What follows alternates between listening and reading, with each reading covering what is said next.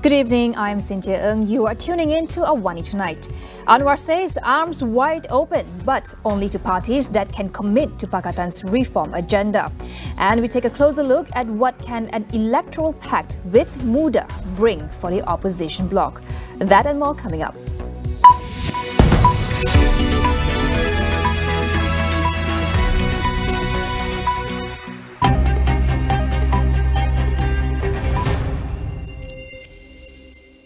Opposition leader Datuk Seri Anwar Ibrahim will not consider working together with Tun Dr. Mahathir Mohamad and Tan Sri Muhyiddin Yassin for the upcoming general elections. However, he acknowledged that Pakatan Harapan would accept those who can commit to its reform conditions. You want me to cooperate with them? I mean, what do you consider to cooperate with Dr. Mahathir again and Dr. Sri Muhyiddin? We are now committed to a reform agenda, the PH agenda, against corruption, against abuse of power, against all excesses. And whoever wants to, who agrees, they can come and talk to us. Anwar was speaking at a press conference in PKR headquarters earlier today. He was responding to a question on whether he would consider taking Pejuang founder Mahathir and Bersatu President Muhyiddin as allies again after what happened between them. Separately, Anwar announced that former Bersatu Supreme Council member Datuk Dr. Rais Husin has officially joined PKR. Emir, who is currently the president and CEO of think tank Emir Research, announced his departure from Bersatu just last week, which he co-founded with several others in 2015. Anwar announced his party has also accepted the membership of Muhammad Jidi Yaakob, who used to be a leader in Bura UMNO division and one of Datuk Sri Ismail Sabri Yaakob's right-hand men there. Apart from welcoming new members, Pakatan Harapan recently announced it would be forming an electoral pact with MUDA to take on GE15 together. Shawan Mustafa Kamal, Associate Director of Rians and Partners, discusses the factors for a united opposition front. So you are going to see on a large national scale a three-cornered fight between Barisan Nasional, Perikatan Nasional, and Pakatan Harapan. So this boils down to strength in numbers. Ultimately, between Pakatan Harapan and MUDA, there are more things that they align on versus things that they don't align on. While there are still simmering tensions within Pakatan Harapan towards accepting MUDA, because ultimately the challenge would be how do you carve out seats? And that was a sticking point for Johor. It will continue to be a sticking point. So I think Pakatan Harapan, or more specifically PKR's leadership, will have to navigate expectations internally, as well as sort of like gently carve out a lasting cooperation with MUDA, at least for the elections. Shazwan also offers his take on how MUDA will be received by voters. You have a very dynamic, youthful team that's very aware of, I think, sentiments on social media, how the public react to videos, right? We are entering an age where this party is basically, mastered TikTok, mastered, ways to educate the public in 140 characters or less, right? So Pakatan Harapan, Barisan Nasional are still playing catch up to this. Even Perikatan Nasional, of course, but then again, does this translate to MUDA being accepted by a general populace? Remains to be seen, but I for one think not. I think in areas far away from Klang Valley, far away from the reaches of social media, you will find that I think voters tend to gravitate towards brands they recognize, right? MUDA's influence may still be up for debate, but Shazwan believes the party still adds support to Pakatan Harapan. Even in the event that they do just get about 2 or 3 seats, let's say, in parliament, right? Or a few seats in parliament, a few seats in state. So on paper, they might not hold weight, but they are kingmakers in an event where you need a deciding vote to tilt the scales in a coalition's favor. They are also disruptors. Sheikh Sadiq has, I think, been very purposeful in portraying MUDA as a disruptor in traditional politics. So I think that the model that MUDA embodies, the model that they assert to, is something that I think other political parties will have to take note. PAS remains steadfast in its decision to not dissolve the legislative assemblies of the three states led by the Islamist Party. Party President Tan Sri Abdul Hadi Awang said PAS will instead strengthen cooperation with Perikatan Nasional to face GE15. He said this is based on the principle of the Ummah unity. Hadi also said that PAS is finalizing the discussion on seat negotiations with PN. The list of candidates from the states will need to be presented for evaluation by the Shura Ulama Council. On Wednesday, PN Chairman Tan Sri Muhyiddin Yassin said UMNO's rejection to work with PAS in G15 will clear the path for a stronger working relationship with the coalition. PAS's decision to stick with Perikatan Nasional comes as no surprise, says UMNO President Datuk Sri Ahmad Zahid Hamidi.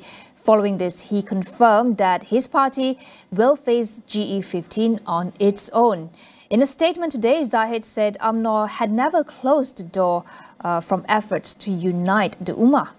Moving forward, he said the party under Barisan Nasional will head into GE15 with its message of offering stability and prosperity to the people. UMNO previously issued PAS an ultimatum and set 3 conditions if PAS wanted to maintain its alliance with UMNO under Muafakat Nasional, including cutting ties with Perikatan Nasional.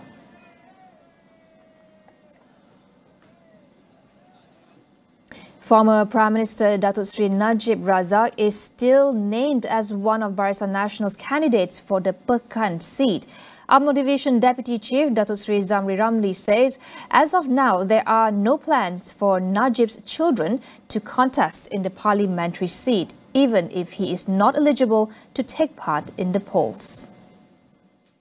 Zamri said the finalized candidate will return the seat to Najib if they win and if Najib attains a royal pardon.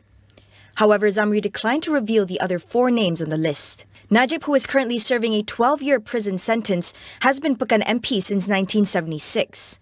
This is with the exception of the 1982 to 1986 term, when he was Pahang Menteri Besar, during which the seat was filled by BN's Muhammad Amin Daud. Prior to this, the Pekan seat was held by his father, second Prime Minister Tun Abdul Razak Husin. There may have been possible negligence when the former government decided to withdraw an appeal over the International Court of Justice (ICJ) decision on Batu Putih. Prime Minister Datuk Sri Ismail Sabri Yaakob said this is according to the special task force looking into the matter. He added that the government has also agreed to pursue legal action at ICJ on the case. Sabri, in a statement, said the cabinet was informed by the task force that former Prime Minister Tun Dr. Mahathir Mohamad might have made a mistake when withdrawing an application to review the ICJ's decision on the case. The task force, he added, had suggested that the government then proceed with legal action at the ICJ, including appropriate action to be taken to protect the country's sovereignty. In 2008, the ICJ ruled that Batu Putih or Pedra Branca belonged to Singapore, while the sovereignty over the nearby Terumbu Karang Tengah or Middle Rocks was awarded to Malaysia. The Malaysian government filed an application in 2017 for a review of the ICJ decision to award legal jurisdiction of Batu Putih to Singapore. In 2018, the Pakatan Harapan government withdrew the application before the case was heard. The Statistics Department revealed that Malaysia recorded 439,744 births in 2021, which is the lowest in a decade.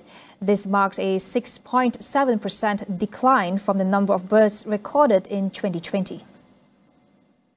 A newly released report showed Malaysia's crude birth rate dropped from 14.5 births per thousand of the population in 2020 to 13.5 last year.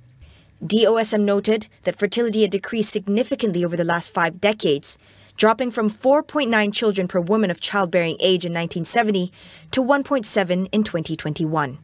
It said the total fertility rate, an indicator to estimate the average number of children a woman would have over her childbearing years, had been on the decline for all major ethnic groups since 2011.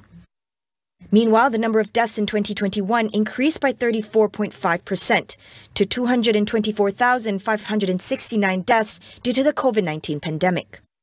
All age groups recorded a rise in the number of deaths except for those aged 0 to 14. We will take a quick break. Stay tuned for more.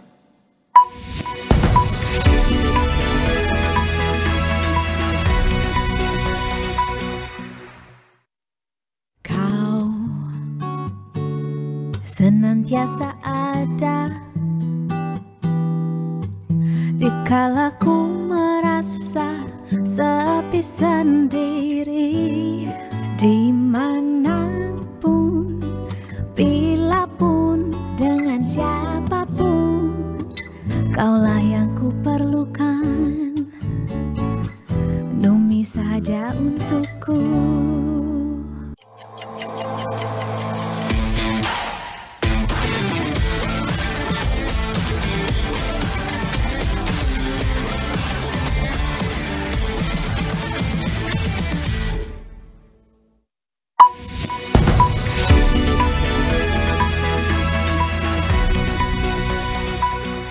Welcome back. Thousands of homes in Australia are without power as heavy rain lashed the southeastern states of Tasmania, Victoria and part of New South Wales. Flood warnings have been issued, with rivers across these areas continuing to rise to dangerous levels.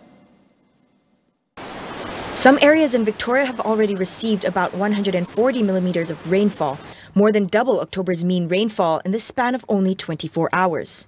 Local media reported residents rushing to collect sandbags from emergency crews to protect properties, leading to a shortage in the state. Meanwhile, emergency services began to close several roads and issue evacuation orders for some residents in North Tasmania. The severe weather front is forecast to continue until Friday morning. Devastating floods have repeatedly struck Australia's east coast since early last year, due to a multi-year La Niña weather phenomenon, which typically brings more rain. Over in Pakistan, at least 18 people, including 12 children, died after a bus caught fire on a highway. Authorities said the victims were on their journey home after fleeing monsoon flooding when a fire erupted and engulfed the entire bus. Rescue teams rushed to the site and started to evacuate the passengers, but some, mostly children, were trapped inside and could not escape. The bus, which was carrying 35 passengers, was heading to the Dadu district, one of among the worst flood-hit areas of the Sindh province. It was not immediately clear as to what caused the fire, but police said it could have been a short circuit that started at the rear portion of the bus. Deadly road accidents are common in Pakistan, mainly due to speeding, poor road infrastructure, and the use of unfit vehicles. Taiwan has fully reopened to tourists after lifting some of the world's longest-lasting pandemic border controls. Visitors began arriving on the island today without the need for quarantine or PCR tests for the first time in more than 2.5 years.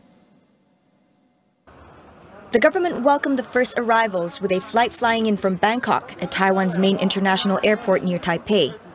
Under the new border arrangements, visitors are still required to monitor their health for 7 days and take rapid antigen tests.